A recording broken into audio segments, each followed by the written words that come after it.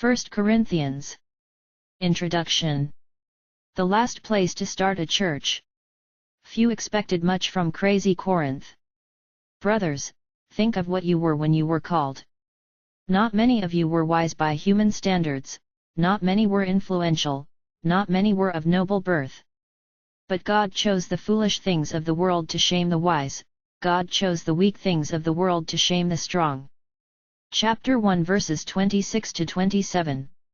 Every large city has one pocket where prostitutes, strippers, gamblers, and drug addicts hang out. Tourists stroll by to gawk at the sights. In the ancient world, the whole city of Corinth was known for that kind of lifestyle. Romans made the Corinthians the butt of dirty jokes, and playwrights consistently portrayed them as drunken brawlers. The Greek verb to Corinthianize meant to live shamelessly and immorally. A wide-open city. Everyone knew what the Corinthians worshipped: money and the evil things it could buy. Money flowed freely, for Corinth straddled one of the Roman Empire's most vital trade routes. When a ship wrecked nearby, salvage companies housed the hapless sailors at inflated prices while they scrambled to auction off the ship's cargo. The city was a sprawling open-air market, filled with slaves, Orientals, Jews, Greeks, Egyptians, sailors, athletes, gamblers, and charioteers. Yet Corinth was no small town. It had a population of 700,000, second only to Rome's, and as the capital of a large province, the city hosted a parade of Roman diplomats and dignitaries. Its clever citizens showcased new Corinthian architecture and prided themselves on having a cosmopolitan outlook. For their religious ideal, the fun-loving Corinthians adopted Venus, the goddess of love. A temple built in her honor employed more than 1,000 prostitutes. Paul takes on the Corinthians. Due to all these influences, Corinth loomed as the one city less likely to convert to the Christian faith. What crazy cults and new religions did spring up there quickly gave in to the prevailing good-time atmosphere. The mighty Paul, reeling from his most difficult missionary assignments in Athens, came to Corinth in weakness and fear, and with much trembling. 2 verse 3. He knew its strategic importance. If the gospel could take root there, it could transplant anywhere and probably would, considering Corinth's crossroads location. Paul worked in Corinth for 18 months. To everyone's surprise, the church he founded became one of the largest in the 1st century. But several years later he heard reports that the church, true to its city's heritage, had broken out in a series of spiritual ills. The distressing news prompted the letter known as 1 Corinthians. The tone of this letter differs drastically from the one that precedes it. If Romans was stylistically carved in stone, 1 Corinthians was dashed off in tears and anger. One of Paul's longest letters, it covers the greatest variety of topics, partly because the Corinthians added bizarre new twists to ethical issues.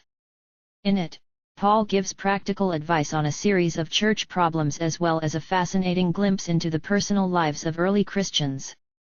How to read 1 Corinthians. To fully appreciate Paul's letters, keep in mind that they are personal correspondence.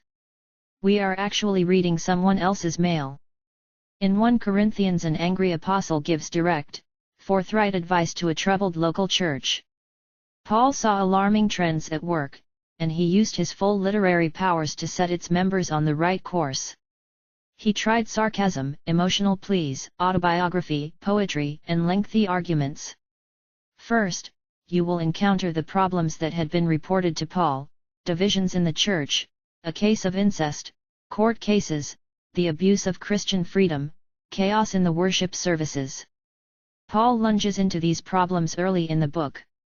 Then, beginning with chapter 7, he takes up some festivals, behavior of women, spiritual gifts, and the resurrection of the dead.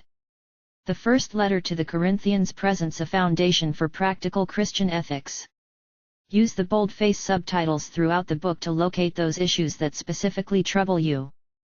Not all the problems discussed will apply directly to modern situations. But the general principles underlying Paul's advice do apply. As you read, look for those principles behind Paul's arguments.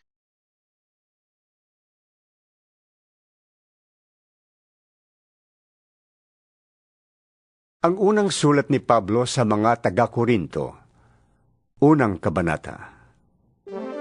Mula kay Pablo na tinawag ng Diyos ayon sa kanyang kalooban, upang maging apostol ni Kristo Jesus, at mula sa ating kapatid na si Sosthenes, para sa iglesia ng Diyos na nasa Korinto, sa inyo na mga hinirang ng Diyos na maging Kanya, sa pamamagitan ng pakikipag-isa kay Kristo Jesus, gayon din sa lahat ng tao na nasa lahat ng dako na tumatawag sa pangalan ni Hesukristo na Panginoon nating lahat.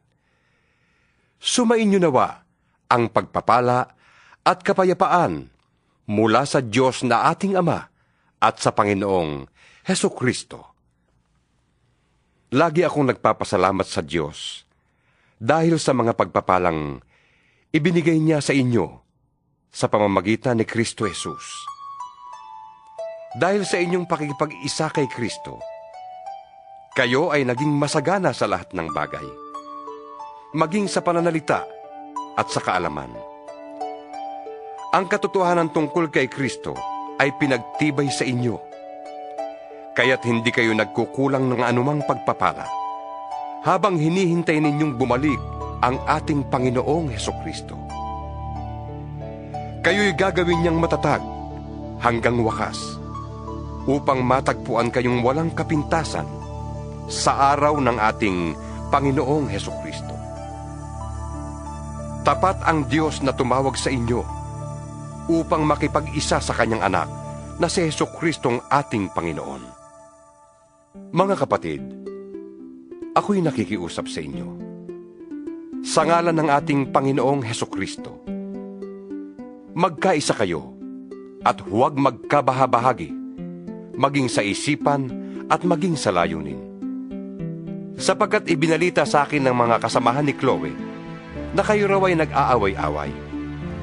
Ito ang tinutukoy ko. Ang sabi ng isa, kay Pablo ako. Ang sabi naman ng isa pa, ako'y kay Apolos. May iba pa ring nagsasabi, kay Pedro ako.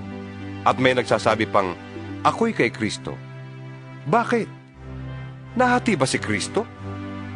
Si Pablo bang ipinako sa krus para sa inyo? Binautismohan ba kayo sa pangalan niya? Salamat sa Diyos, at wala akong binautismohan sa inyo, maliban kina Crispus at Gaius. Kaya hindi ninyo masasabing kayo'y binautismohan sa aking pangalan. Ako nga rin palang nagbautismo sa pamilya ni Stephanas. Maliban sa kanila, wala na akong natatandaang binautismohan ko.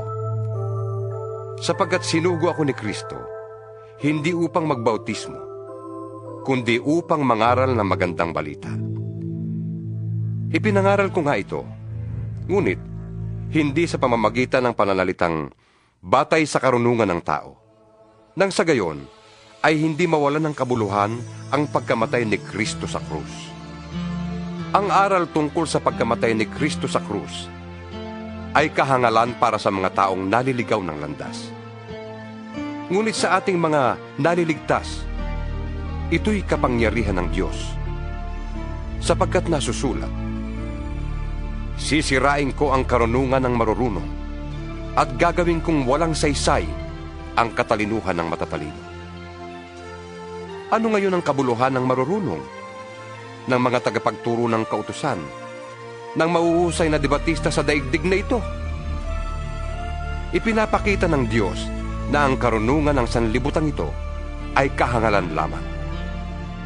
Sapagkat ayon sa karunungan ng Diyos, hindi niya pinahintulutang siya'y makilala ng tao sa pamamagitan ng kanilang karunungan. Sa halip, minarapat niyang iligtas ang mga nagpapasakop sa kanya sa pamamagitan ng magandang balita na aming ipinapangaral, na sa tingin ng iba'y isang kahangalan. Ang mga Hudyo'y humihingi ng himala bilang katunayan. Karunungan naman ang hinahanap ng mga Griego. Ngunit, ang ipinapangaral namin ay si Kristong ipinako sa krus, na para sa mga Hudyo'y isang katitisuran at para sa mga Hintil ay isang kahangalan. Subalit, sa mga tinawag ng Diyos, maging Hudyo at Griego, si Kristo ang kapangyarihan at karunungan ng Diyos. sapagkat ang inaakala nilang kahangalan ng Diyos ay karunungang higit pa sa karunungan ng tao. At ang inaakala nilang kahinaan ng Diyos ay kalakasang higit pa sa kalakasan ng tao. Mga kapatid, alalahanin ninyo ang inyong katayuan noong kayo'y tawagin ng Diyos. Iilan lamang sa inyo ang matatawag na marurunong, makapangyarihan at maharlika sa paningin ng tao. Pinili ng Diyos ang itinuturing ng tao na mga hangal upang hiyain ang marurunong, at pinili niyang itinuturing ng tao na mahihina upang hiyain ang malalakas. Pinili niya ang mga itinuturing na hamak, walang halaga at walang kabuluhan sa sanlibutan ito, upang gawing walang saysay ang pinapahalagahan ng sanlibutan. Kaya't walang makakapagmalaki sa harap ng Diyos. Sa Kanya nagmula ang buhay na taglay ninyo, dahil sa pakikipag-isa ninyo kay Kristo Jesus, na siyang ginawang karunungan natin. Sa pamamagitan din niya, tayo'y pinawalang sala ng Diyos, ginawang banal at iniligtas. Kaya nga, tulad ng sinasabi sa kasulatan, ang Panginoon ang dapat ipagmalaki ng sinumang ibig magmalaki.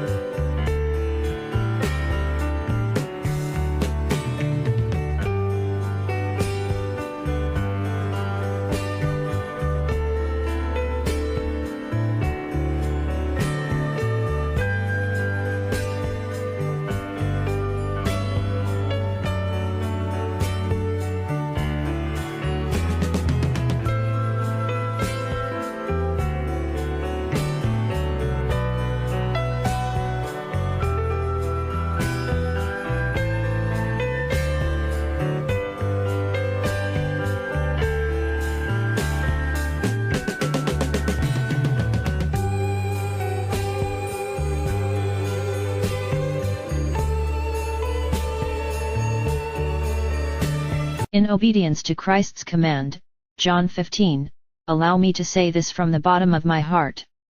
I love you all so very much. Thank you. Brother Phil Laguerre, a sinner saved by the grace of the Lord Jesus Christ.